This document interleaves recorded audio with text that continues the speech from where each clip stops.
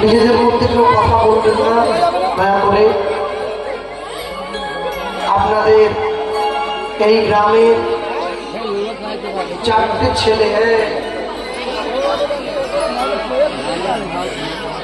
এই গ্রামের 4টে ছেলে, তারা বাইরে থাকে, কাজ টাজ করে। তারা 4 জনে মিলে সাহায্য সহযোগিতা করে আজকে আমাকে আপনাদের এই স্থানে নিয়ে এসেছে। তার মধ্যে 2টি ছেলে আসতে পারে নাই, তারা এখনো বিদেশেই আছে। এবং আজ থেকে 540 বছর পূর্বে কলিকালের মাটিতে শ্রীকৃষ্ণ চৈতন্য মহাপ্রভুর শুভ আবির্ভাব। মানুষের দরজায়, মানুষের সাজে, মানুষের বেশে ভগবান গিয়ে দাঁড়িয়েছেন মানুষের সম্মুখে। জীব নিত্য কৃষ্ণ দাস ইহা ভুলি গেল, মায়া পিশাচি জীবের গলেতে বান্ধিল। কৃষ্ণ নাম কর জীব আর সব মিছে, বলাইবার পথ নাই, দেখো জম আছে পিছে। দেখবেন যেখানে কীর্তন হয়, যখন কীর্তনের আসরে গিয়ে আমরা কীর্তন করবার জন্য দাঁড়াই, শুধু আমি নয়,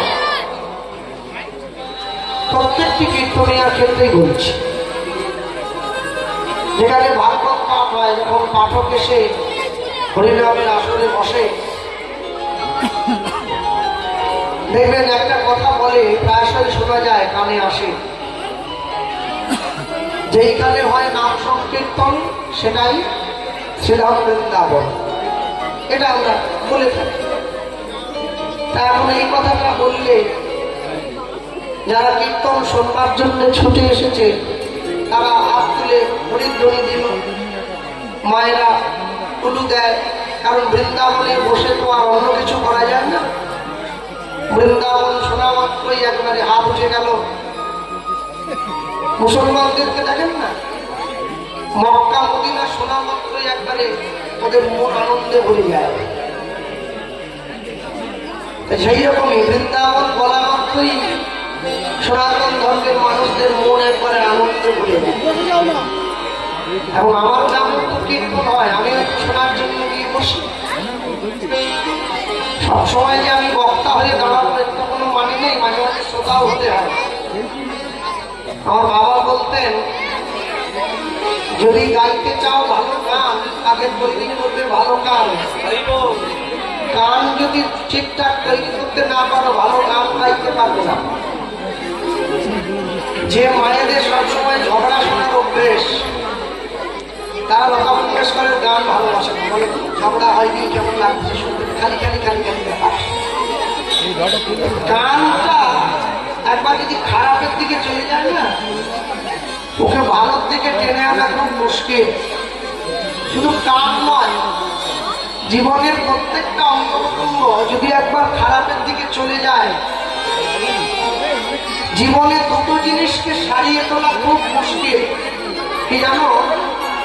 একটা হচ্ছে নষ্ট হয়ে যাওয়া গাড়ি, আর একটা হচ্ছে নষ্ট হয়ে যাওয়া নারী। এই দুটোকে পুনরায় সঠিক পথে ফিরিয়ে আনা এর বড় যন্ত্রণা। যে গাড়ি একবার ডান দিক থেকে বাঁ দিকে টান নিচ্ছে, ওকে আপনি যতই মিস্ত্রির কাছে নিয়ে যান, 6 মাস ঠিক থাকবে, আবার টান নেবে, ও তো গোড়া থেকে খারাপ হয়ে গেছে।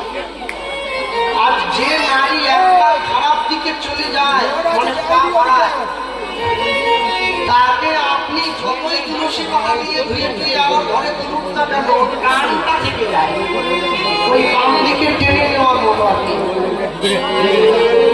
ঠিক তেমনি ভাবে মানুষের জীবনে খারাপের প্রতি আকর্ষণটা সবসময় বেশি থাকে। আজকে আমি আপনাদের এখানে আসার সময় কবে জুড়িয়া বেরিয়ে গেলাম, তো চায়ের দোকানে যত ভিড় দেখলাম, মিষ্টির দোকানে অত ভিড় নেই। চায়ের দোকানে ভিড়টা একটু বেশি দেখা, কেন? ওখানে গেলে বলা যায়, একটা টাকা দেওয়া যায়, একটু গল্প করা যায়, এক কাপ চা নিয়ে 8 ঘন্টা সময় কাটানো যায়। কিন্তু মিষ্টির দোকানে তো আর সেটা হবে না। প্যাকেটে করে দোকানদার ভরে দিয়ে টাকাটা দেওয়ার সঙ্গে সঙ্গে সাইড হতে দাঁড়িয়ে আছে। আপনি আলোচনা করবেন না। ঠিক তেমনি আজ থেকে 540 বছর আগে চৈতন্য মহাপ্রভু এসে দাঁড়িয়েছেন মানুষের দরজায়। চৈতন্য মহাপ্রভু আসার যে যাই কারণ হোক না কেন, ওই যেটা বলতেছিলাম, যখন আমিও শুনি কীর্তনীয় বলছেন যেইখানে হয় নাম সংকীর্তন সেটাই ছিলাম বৃন্দাবন, এটা শোনা মাত্র আমি হাত তুলেছি। কেন সবাই তুলেছে তো আমিও তুললাম। কারণ আশ্চর্য হলো আমার পাশে যে বসে আছে সেও তো হাত তুলেছে, কিন্তু সে তো হাত তুলে নেই, নামিয়েও দিয়েছে। এবার দেখি হাত নামিয়ে পাশে বসে বসেই এগরোল কিনে খাচ্ছে। সে ভুলে গিয়েছে যে বৃন্দাবন এগরোল দিন ভাজা খাওয়ার জায়গা নয়। আমি আপনাদেরকে এই জন্যই বললাম একটু নিজেদের রুচিটা পরিবর্তন করবেন দয়া করে, এতে করে আপনাদের জীবনের সার্বিক কল্যাণ হবে। আজ থেকে 10 বছর 15 বছর 20 বছর পরে গিয়ে হয়তো গোপাল কৃষ্ণ পাল এই নামটা থাকবে না। কারণ যে শত্রু পিছনে ঘুরছে যে কোনো দিন আমি খালি হয়ে যেতে পারি, সেটা আমি জানি। কিন্তু খালি হয়ে যাওয়ার ভয়ও পাচ্ছি না, কেন আমার তো পিছু টান নেই, তাই ভয় নেই। কিন্তু আমি এইটুকু জানিয়ে দিয়ে গেলাম, নিজেদের রুচি পরিবর্তন না করলে ভগবানের মহিমা সম্পর্কে আপনারা অবগত করতে পারবেন না কোনোদিন।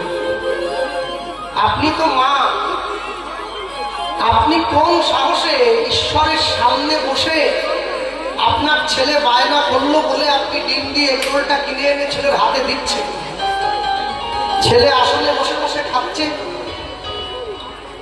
একটু আগুন নিয়ে খেলা করা হয়ে যাচ্ছে না মনে হয় কি?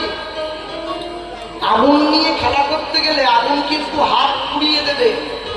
আগুন বুঝবে না যে আমি না জেনে ওতে হাত দিলাম। আগুনের ধর্ম দহনত্ব, জলের ধর্ম প্লাবত্ব, পশুর ধর্ম পশুত্ব, মানুষের ধর্ম তার মনুষ্যত্ব। আমি বৈষ্ণব হলাম, ভক্ত হলাম, নামের মালা নিলাম, কপালে তিলক দিলাম, তাদের সঙ্গে স্বরূপ করলাম, একাদশীর দিন বাড়ির দোতলার বারান্দায় দাঁড়িয়ে দাঁড়িয়ে মালা জপ করছি।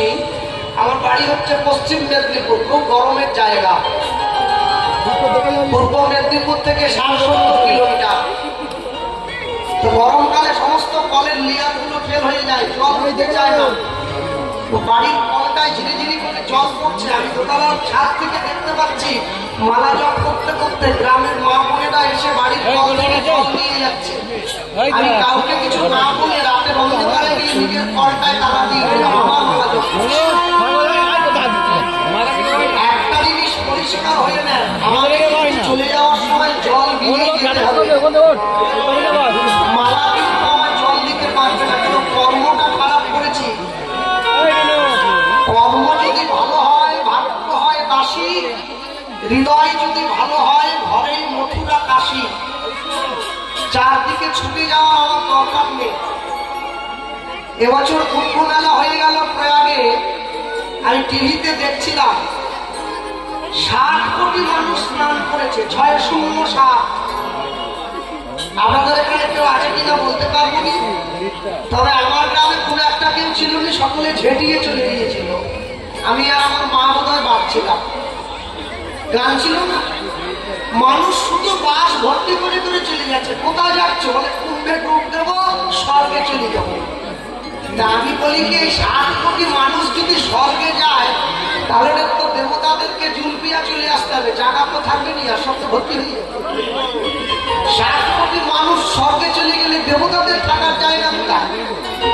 শুনুন, গঙ্গা স্নানে দেহ পবিত্র হয়, মন কোনোদিন পবিত্র হয় না। পাপ কিন্তু দেহ করে না, পাপ করে মন। মা জানে পাপ, মন জানে পাপ। আপনি যদি যতবার গঙ্গার সামনে গিয়ে ডুব দেন না কেন, আপনি মন শুদ্ধ করতে পারবেন না। মনকে শুদ্ধ করতে গেলে আপনাকে চোখের জলের গঙ্গাতে ডুব দিতে হবে, তবেই শুদ্ধ হবে। আপনি যদি ঘরের কোনায় বসে ঈশ্বরের নাম নিয়ে নয়ন জলে ভাসতে ভাসতে সেই জলে আপনার দেহটাকে স্নান করিয়ে নিতে পারেন, এর থেকে বড় গঙ্গা আর জগতে কিছু হয় বলে আমার মনে হয় না। মানুষের আশা অনেক, মানুষের চায়ও অনেক, কিন্তু পূরণ করবার মালিক তিনি। যতটুকু চাইবেন ততটুকুই পূরণ হবে, আর যেটা চাইবেন না সেটা কোনোদিনের জন্য পূরণ হবে না। গত পরশুদিন আপনারা টিভিতে খবরের কাগজে একটা জিনিস প্রায় দেখেছেন সকলে। একজন বিখ্যাত বিজ্ঞানী, তিনি মহাকাশে ছিলেন, 8 দিনের মধ্যে ঘুরে আসার কথা ছিল কিন্তু আসতে পারেননি, 9 মাস সময় কাটিয়েছেন। সুনিতা উইলিয়ামস তিনি ফিরে এসেছেন। ফিরে এসে তিনি পৃথিবীবাসীকে হাত ধরে অভিনন্দন জানালেন যে আমি মরি নাই, আমি বেঁচে আছি। যখন তার সমস্ত ব্যাগপত্রগুলো পরিষ্কার করা হলো সাংবাদিকদের সামনে, সকলে দেখতে পাচ্ছে তার ব্যাগের মধ্যে তার প্রয়োজনীয় জিনিসের সঙ্গে সঙ্গে দুটো জিনিস ছিল, একটা হচ্ছে শ্রীমদ্ ভগবত গীতা, আরেকটা হচ্ছে গণেশের একটা মূর্তি। তিনি আমেরিকার মানুষ, কিন্তু ভগবত গীতার সঙ্গে নিয়ে মহাকাশে গিয়েছেন। যারা বিজ্ঞান পড়ে তারা বলে ভগবান বলে কেউ নেই, যারা বিজ্ঞান বই লেখে তারা গীতা বলে নিয়ে বলে। এটাই হচ্ছে আমাদের দৃষ্টিভঙ্গির তফাৎ। যারা আমেরিকার থেকে ইসকনে আসে, হরে কৃষ্ণ বলতে পারে না, বলে হরে কৃষ্ণ বলতে পারে না, তবু বলে। আর যাদের বলার কথা যারা পারে তারা একবারের জন্য বলে না। আমি এই রুচিটা বদলের কথা একটু বলছিলাম। জীবনে যদি রুচির পরিবর্তন করতে না পারে তাহলে জীবনে কিন্তু বড় দুঃখ নেমে আসবে। রাবণ মরে যাওয়ার পরে মন্দোদরী যখন ছুটে এলো নিজের স্বামীর মৃতদেহের কাছে, রামচন্দ্র গিয়ে মন্দোদরীর পায়ে প্রণাম করছে। মা, মন্দোদরী উঠে দাঁড়িয়ে রামচন্দ্রকে বুকে জড়িয়ে ধরলেন। তুমি আমার স্বামীর হত্যাকারী, তুমি আমাকে প্রণাম করলে কেন? বলে কেন করলাম জানো? তুমি যখন ছুটে এসেছো তোমার স্বামীর কাছে, তোমার ছায়াটা আমার পায়ের উপরে পড়েছে, তুমি তো মা, তাই আমি সন্তান হয়ে তোমাকে সম্মান জানালাম। মন্দোদরী রামকে বুকে জড়িয়ে ধরে বলছেন, এর জন্যই তুমি ভগবান, জগতের আর কেউ সেই তকমাটা পায় নাই। সনাতন ধর্মের মানুষ হিসাবে যারা জন্ম নিয়েছেন, সবসময়ের জন্য জানবেন আপনার বিনতা, আপনার বিনয়, আপনার শিক্ষা নির্দেশ করে দেয়, আপনার সংস্কারকে নির্দেশ করে দেয়, আপনার আচরণ আপনার পরিবারকে নির্দেশ করে দেয়, আর আপনার বন্ধুত্ব প্রীতি আপনার চরিত্রকে নির্দেশ করে দেয়। তাই জীবনে যা কিছু করবেন, যা কিছু করলেন, সবার আগে যদি সম্ভব হয় একটু নিজের রুচিটা পরিবর্তন করবেন দয়া করে। যে গ্রামে হরিনাম হচ্ছে, যে গ্রামে কীর্তন হচ্ছে, আমি একবারও বলবো না সেই গ্রামের লোক আমিষ খাবে না, কিন্তু আমি এইটুকু বলতে চাই যে কদিন গ্রামে হরিনাম হবে, সেটা একদিন হোক চাই 2 দিন, এই 2টো দিন আপনারা বাড়িতে হোক, নিজেদের ঘরে হোক, দোকানে হোক, আমিষ খাওয়াটা বন্ধ রাখুন। এতে গ্রামের মানুষের কল্যাণ হবে, এতে আপনাদের সকলের কল্যাণ হবে। আমি তো আপনাদের দক্ষিণ 24 পরগনায় আসলেই শুনি, দাদা আজ আমাদের ভাত হবে না, কেন? আজ আমাদের হরিনাম। ও, ভাত হবে না, আর দোকানে গিয়ে ডিম চাউমিন খাওয়া হবে, কি নিয়ম? হ্যাঁ, উনুন জ্বলবে না, কেন জ্বলে না? যাতে গ্রামের মানুষ শীতলতা প্রাপ্ত হয়, ঈশ্বরের করুণা শীতল, গ্রামের অশান্তির আগুনটা নিভে যায়, তাই উনুন জ্বলে না। তাহলে বাইরের উনুনটা নিভিয়ে দিয়ে ভেতরের উনুনটা জ্বালছেন কি জন্য? 2টো দিনের তো ব্যাপার। আর যারা আত্মীয় এসছে, আত্মীয় তো বলবো না, কুটুম বলবো, যারা কুটুম এসছে একটু বোঝান তাদেরকে যে হ্যাঁ একটা দিনের তো ব্যাপার, একটু দাঁড়িয়ে যা, কালকে নগর কীর্তনটা হয়ে যা, মহাপ্রভুর ঘরটা বেরিয়ে যা, তারপর দেখবি একবারে মুরগির ঘরে নিয়ে গিয়ে ঢুকিয়ে দেবো। দেবো, তোর বিয়া খাবে, বেরোবার দরকার নেই, ওইখানে বসে থাকবি, যতক্ষণ ইচ্ছে থাকবি, একটা দিন দাঁড়িয়ে যা। মনে রাখবেন সবসময়ের জন্য দক্ষিণ 24 পরগনা প্রত্যেকটা হরিসভায় গিয়ে আমি কথাটা প্রচার করি। আজও আপনাদের এখানে করলাম, যারা জ্ঞানী গুণীজন বসে আছেন, কমিটির বয়স্ক বৃদ্ধজন আছেন, তারা আমার কথাটা একটু বিচার করবেন। ভক্তমন্ডলী, ভক্তিপতি মায়েরা, চলুন। এই যে চৈতন্য মহাপ্রভুকে আপনারা দেখছেন, যে মহাপ্রভু দুটো হাত তুলে দাঁড়িয়ে আছেন, খালি গায়ে কোনো পোশাক পরেননি, একটা সাদা ধুতি পরেছেন, একটা উত্তরী নিয়েছেন। চৈতন্য মহাপ্রভু সুভাষচন্দ্র বসুর মতো হাত বাড়িয়ে ঘোড়ার পিঠে চেপে মানুষকে বলেননি, give me blood, I shall give you freedom, তোমরা আমাকে রক্ত দাও, আমি তোমাদের স্বাধীনতা দেবো। তিনি সুকান্ত ভট্টাচার্যের মতো গালে হাত দেননি, বিবেকানন্দের মতো পাগড়ি পরেননি, তাকিয়ে দেখুন খালি গায়ে আছে। কেন বলুন তো? চৈতন্য মহাপ্রভুই কলিযুগের মানুষকে প্রথম আত্মসমর্পণ করতে শিখিয়েছিলেন, এইভাবে হাত তুলে। দুটো হাত না তুললে আত্মসমর্পণ হয় না। রাম হাত তুলে নেয়, কৃষ্ণ হাত তুলে নেয়, নারায়ণ হাত তুলে নেয়, বিষ্ণু হাত তুলে নেয়, মহাপ্রভু হাত তুললেন। কেন বলুন? একটাই কারণ, মহাপ্রভু জানতেন আত্মসমর্পণ না করলে কলিযুগের জীব কোনদিন নিস্তার পাবে না, তাই আত্মসমর্পণ করতেই হবে। 144 ধারা যেখানে জারি হয়, পুলিশ নিয়োগ করে দিয়েছে হাতটা তুলে যেতে হবে, নামালেই গুলি করে। এই যে হাত তুলে থাকা চৈতন্য মহাপ্রভুকে যিনি আমাদের মাঝে এনে দিয়েছেন, আমরা তার কথা আজকে শুনছি। হরিসভায় বসে যার কথা শুনবো, তিনি আমাদের এই বাংলার মানুষ নয়, তিনি ওই বাংলার মানুষ, যাকে আপনারা বাংলাদেশ বলেন। আগে তো একসঙ্গে ছিল, ৭১-এর মুক্তিযুদ্ধের পরে ভাগ হয়েছে, ওটা বঙ্গদেশ, এটা পশ্চিমবঙ্গ বা ভারতবর্ষ। এই যে দুটো জায়গা ভাগ হয়ে গেল, এই বাংলাদেশের ফরিদপুর জেলার কাঞ্চনপল্লী গ্রামের এক বিধবা মায়ের 11 বছরের ছোট ছেলে, যার নাম হচ্ছে বাসুদেব দত্ত, প্রশ্ন হয়েছে। 11 বছরের ছেলে মায়ের কাছে গিয়ে প্রশ্ন করছে, মা আমায় বলতে পারো কোথায় গেলে গৌর পাওয়া যায়? মা বলছে, খোকা, ভারতবর্ষে নবদ্বীপ বলে একটা জায়গা আছে, পশ্চিমবঙ্গের মধ্যে পড়ে, তুই যদি নবদ্বীপে যেতে পারিস, গৌর পেলেও পেতে পারিস। শুরু থেকে লীলামাধুর্য গাইছি, অনেক বড় আছে, বলতে হবে, অনেক কথা বলার আছে। মায়ের চরণে প্রণাম করে ছেলে আসছে গৌর খোঁজার জন্য। লীলামাধুর্য পরম বৈষ্ণব মহাজন শ্রীল বাসুদেব দত্ত ঠাকুরের শ্রী গৌরা। মায়ের চরণে প্রণাম করে ছেলে চলে আসছে, রাস্তায় যাকেই দেখছে তাকেই বলছে, আমায় বলুন না কোথা গেলে গৌর পাই? ওই মহাজন লিখছেন, বলি গোরা গুনে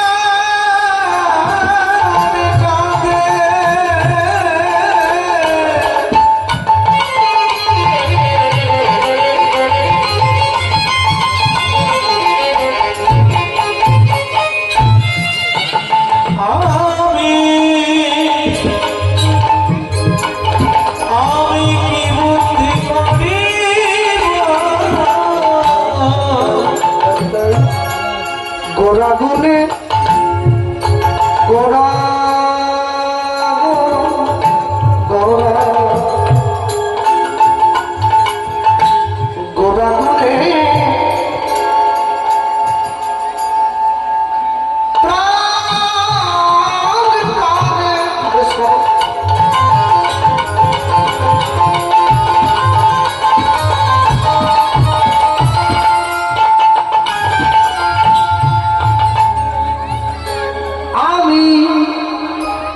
কি বুদ্ধি করিব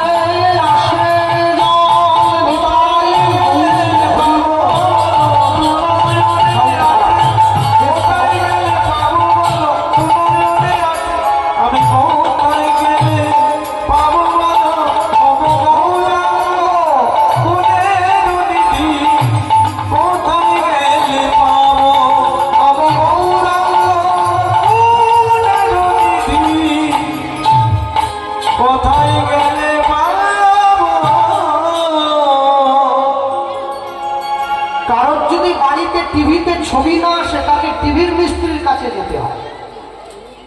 কলের মিস্ত্রির কাছে গেলে টিভিতে ছবি আসে না। মুদিখানার জিনিস শেষ হয়ে গেলে মুদিখানার দোকানদারের কাছে যেতে হয়। সবজির দোকানে গেলে মুদিখানার জিনিস পাওয়া যায় না। ভগবানের সঙ্গে সাক্ষাৎ করতে গেলে ভক্তের কাছে যেতে হয়। অভক্তের কাছে গেলে ভগবান পাওয়া যায় না। আপনি যেখানে সেখানে গিয়ে যাত্রার কাছে ঈশ্বরের খোঁজ করবেন, আপনি পাবেন না। আগেকার দিনের বয়স্ক লোকেরা মেয়ে দেখতে গেলে মেয়ের বাড়িতে গিয়ে ছেলের বাড়ির লোক মেয়ের মাকে বলতে একটা কড়াই আর খুন্তি নিয়ে আসুন। আমাদের মেদিনীপুরের দিকে বলতো, ফলে কড়াই খুন্তি দিয়ে কি করবে, আনুন না। এবার শুধু কড়াই আর খুন্তিটা মেঝেতে রেখে দিয়ে মেয়েকে একটু খুন্তিটা নাড়তো। ও কড়ার মধ্যে খুন্তি নাড়া দেখলেই বোঝা যায় রান্নায় কতটা পটু। আদেও পারবে না সব কেটে কুচিয়ে ফেলবে। ওটা মানুষে জানতো, আমরা তো জানি না, বয়স্কদের মুখে শুনেছি ছোটখাটো।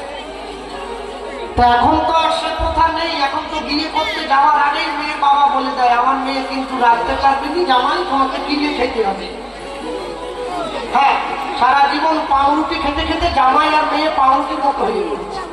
মাঝখানটা খোলা, পিছনটা পুড়িয়ে গেছে, যে কোনো মুহূর্তে পুড়িয়ে পড়ছে। হ্যাঁ, মায়ের হাতের আটার গুটির যে স্বাদ ও পাউরুটিতে পাওয়া যায় না। জগতে যে জিনিসটা ভালো হয় তার বিজ্ঞাপনের দরকার পড়ে না। একলা হয়ে তোমার জন্য দাঁড়িয়েছিলাম গলির কোণে, ভাবি আমার মুখ দেখাবো, মুখ ঢেকে যায় বিজ্ঞাপনে। যে জিনিসটা ভালো হয় তার জন্য বিজ্ঞাপনের দরকার নেই, যেটা খারাপ ওর জন্য বিজ্ঞাপনের দরকার হয়। ঠিক তেমনি ভালো মানুষ চেনা যায় হাতে আর পায়ে, মন্দ মানুষ চেনা যায় ভাষা ব্যবহারের গায়ে। যে মানুষটা ভালো হয় না তার হাত পা তার কথা বলাটাই সুন্দর, আর যে মানুষটা মন্দ হয় তার কথাবার্তা খুবই খারাপ, ওটাই বোঝা যায় মানুষটা ঠিক না। দেখবেন, আমার কথা একটু দুঃখ পাবেন না, যে দোকানদার দোকানের উপরে লিখে রাখে সততাই আমাদের একমাত্র মূলধন, honesty is the best policy, ওর সব থেকে বড় চিটিংবাজ, ওর দোকানে খবরদার ঢুকবেন না।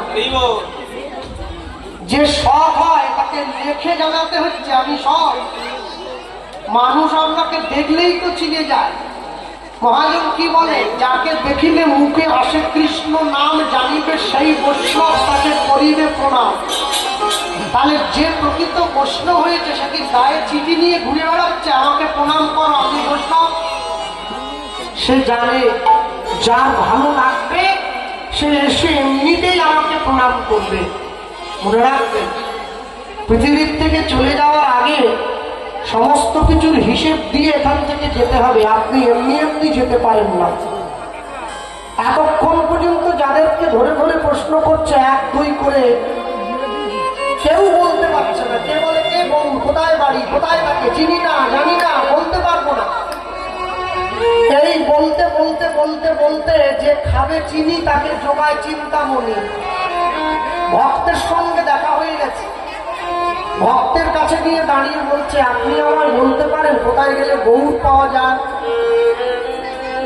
সেই ভক্ত ছেলেটাকে কাছে ডেকে বলছে, বাবা এইটুকু ছোট্ট ছেলে, তুমি কোথা থেকে এসছো তা তো জানি না, কিন্তু তুমি আমায় বলো গৌরের সঙ্গে তোমার কি দরকার?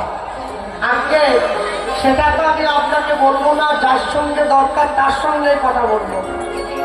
আপনি শুধু আমায় বলুন কোথায় গেলে গৌর পেতে পারি। বলে, শোন এদিকে, এই যে মেঠো পথটা দেখছিস, মাটির রাস্তা, হ্যাঁ, এই মাটির রাস্তা দিয়ে সোজা চলে যাবি, একটা গ্রাম পড়বে, যে গ্রামের পাশ দিয়ে গঙ্গা বয়ে গেছে, ওই গ্রামটার নাম নবদ্বীপ, ওইখানে গৌর আছে।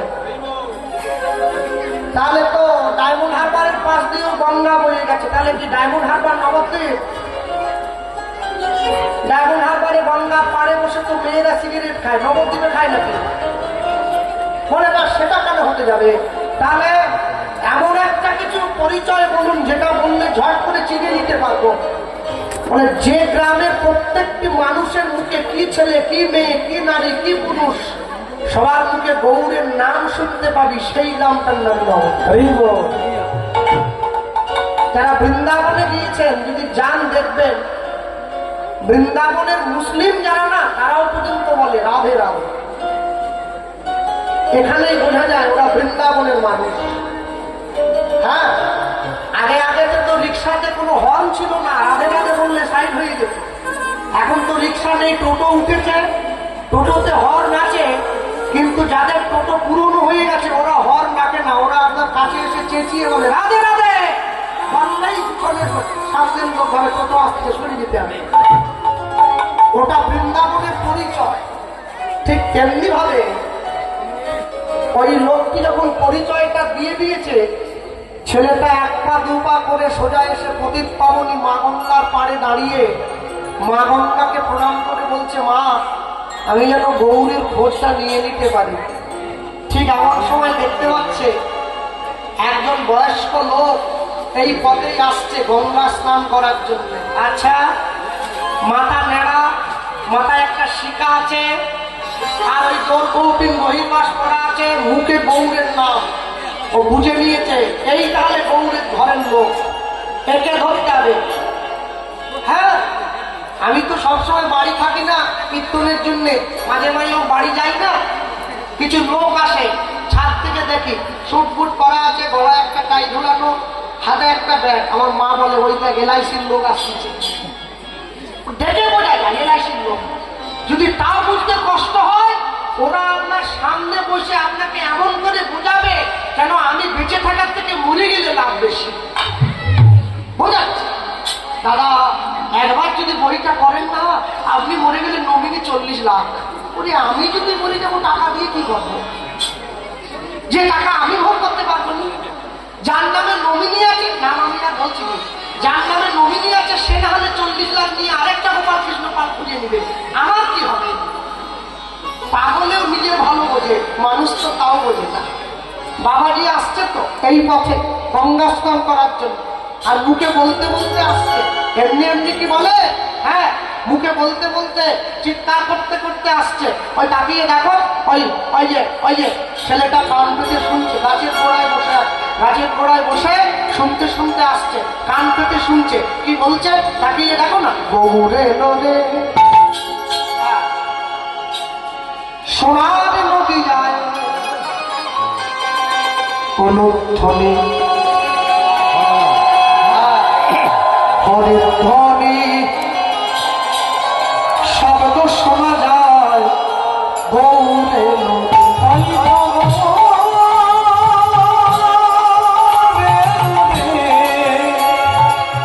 একটু হাত তুলে নেবেন,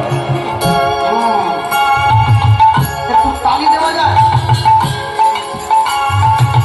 গৌরে নরে সোনার নদী অনুধ্বনি হরিধ্বনি শব্দ শোনা যায় গৌরে নরে।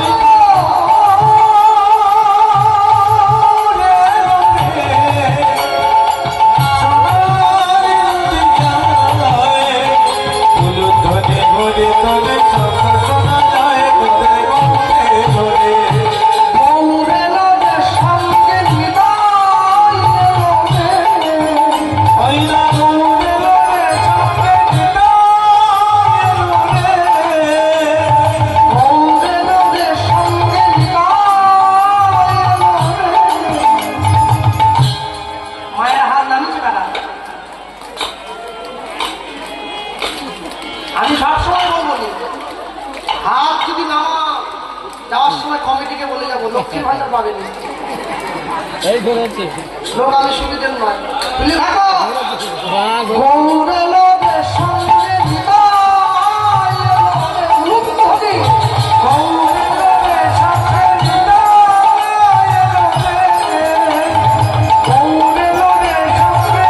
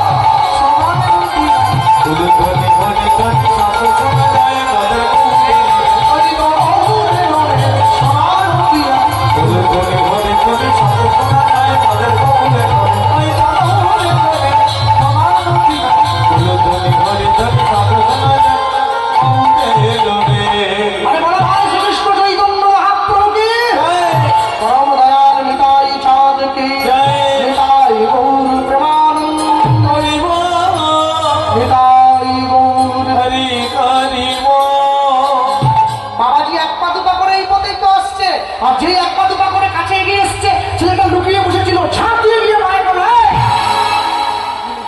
এখানে পড়ে যেতাম, চা চা চা পা ছাড় পা ছাড় ওরে পা ছাড় পড়ে যেতাম, পা ছেড়ে। অনেক করে বলার পর যখন ছেলেটা কোনো মতেই পাটা ছাড়ছে না, এবারে বাবা যখন রেগে গেল, ক্রোধান্বিত হয়ে বলে উঠলো, চোরের মতো পাটা জড়িয়ে ধরলি, পাটা ছাড়। যে চোর বলে দিয়েছে পাটা ছেড়ে উঠে দাঁড়িয়ে বাবাজির দিকে আঙুলটা বাড়িয়ে বলছে, মুখ সামলে কথা বলো। তুই মা বলে বিনা দোষে আমার পা জড়িয়ে ধরলি, আমার আবার মুখ সামলে তুই বিনা দোষে পরের বাড়ির ছেলেকে চোর বলছে, এত বড় সাহস করে দিল কে? বাবা জীবনে বলে চোরের বইয়ের বড় গলাবে, মিথ্যে কথা বলে পায়ে পড়লি, কোথায় মাথা নিচু করে থাকবি, তা না আবার উঁচু গলায় চোপা করছিস। বেশ করেছি, আবার বলবো, তুই চোর, তুই চোর, তুই চোর। এই তিনবার যেই চোর বলেছে, এইবার ছেলেটা আস্তে আস্তে করে বাবাজির সামনে গিয়ে বলে উঠছে, আসলে কি জানেন তো, এর দোষ কিন্তু আপনার না। আপনি যে আমাকে চোর বলছেন না, এর দোষ আপনার নয়, এর দোষ আপনার রক্তের। আমার রক্ত বলছে, তুই আমাকে চিনিস? তুই আমি কে? তুই আমার জানার দরকার নেই। যে নিজে যেমন সে অন্যকে মনে করে তেমন, যার যেমন ভাব তার তেমন লাভ, যার যেমন কান তার কানে ঢোকে তেমন গান।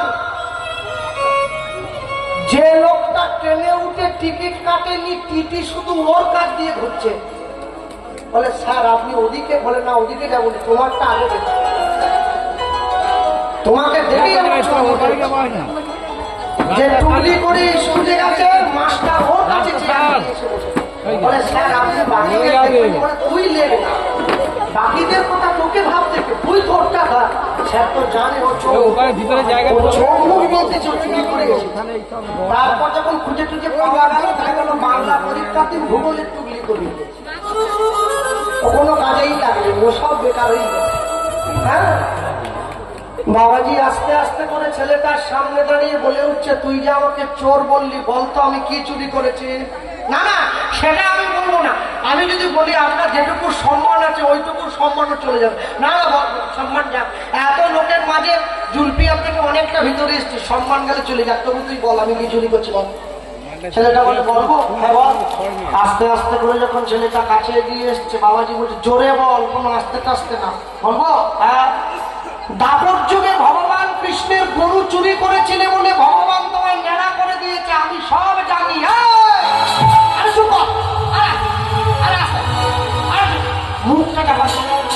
বুকে জড়িয়ে ধরে মনে মনে ভাবছে, পাটি আমার হাড়ির খবর জানলো কি করে? হ্যাঁ, নবদ্বীপে এত বয়স্ক বয়স্ক বুড়ো বুড়ো লোকগুলো আমার কথা জানলো না, এইটুকু কার পায়ে পড়েছে বুঝেছেন তো? হরিদাস, হরিদাস। দাপর যুগে সৃষ্টিকর্তা ব্রহ্মা ছিল, ভগবানের নবলক্ষ ধেনু চুরি করেছে, সেই ঋণ শোধ করার জন্য কলিযুগে হরিদাস হয়ে দিবানিশি 3 লক্ষ হরিনাম করছে। বাসুদেব দত্ত দিয়ে তার পায়ে পড়েছে। হরিদাস ঠাকুর বলে, বাবা আজ পর্যন্ত নবদ্বীপে কেউ আমার এ কথা বলতে পারেনি, তুমি বললে কি করবে? মানে আমি আরো অনেক কিছু জানি, বলবো? বলে না না, ভগবান এইটুকুতে ঠিক আছে, আর বেশি বলার দরকার নেই, কম কম কম কম। কি চাই, কি চাই? চলে বিস্কুট 50 টাকা দিচ্ছি, মানে ওই সব কিচ্ছু চাই না। কি আমার যা সম্পত্তি আছে রেখে দেবো, ওসবও চাই না। কি চাই? ছুটে গিয়ে হরিদাস ঠাকুরের চরণটা জড়িয়ে ধরেছে। 11 বছরের বাচ্চা ছেলে যা চাইছে, গোটা বিশ্বের মানুষ অবাক হয়ে গেল। কি চাইছে? দাদুর 3 নাতি, দাদু বাজার থেকে 4টে চকলেট কিনে এনেছে। বড় নাতি বলছে আমার নীল চকলেটটা চাই, মেজ নাতি বলছে আমার লাল চকলেটটা চাই, ছোট নাতি সামনে দাঁড়িয়ে বলে দাদু আমার কোনো চকলেট নাহি চাই, আমি শুধু মানুষ হতে চাই। দাদু বুঝে নিয়েছে আমার ছোট নাতি যেটা চাইছে এটাই হচ্ছে আসল চাওয়া। 11 বছরের ছেলে হরিদাস ঠাকুরকে চাইলো, শুনে নিন কি চাইছে, চরণটা জড়িয়ে ধরে চাইলো, বাবাজি দিতে যদি হয় দাও না। গৌর প্রেম প্রীতি রতন, গৌর প্রেম প্রীতি রতন,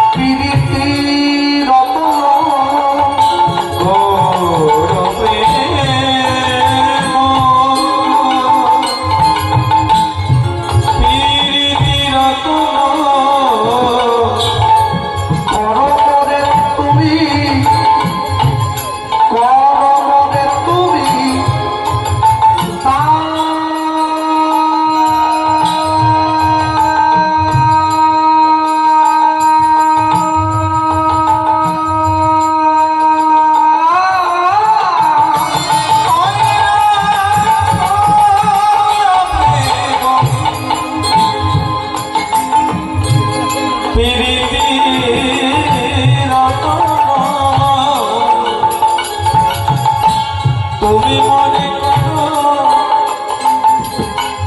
তুমি মনে করো, তুমি মনে করো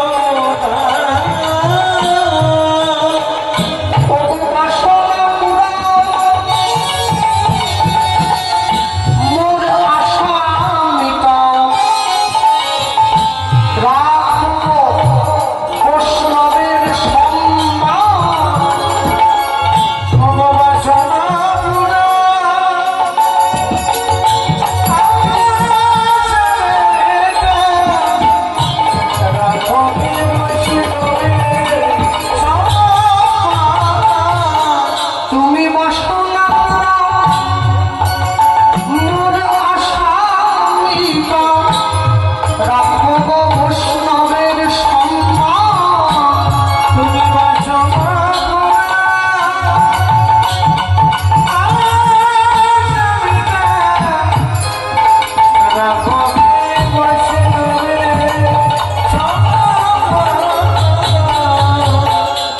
তুমি